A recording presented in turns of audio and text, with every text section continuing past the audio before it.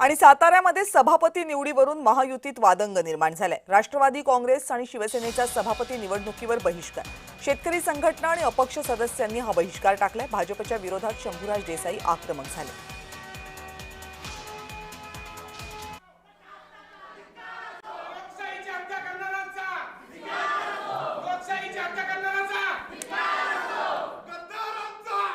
बळाचा वापर करून, सत्तेचा गैरवापर करून हुकुमशाही पद्धतीनं जी 20 तारखेची अध्यक्ष उपाध्यक्षाची निवडणूक झाली आणि ती महाराष्ट्रभर नाही देशभर गाजली।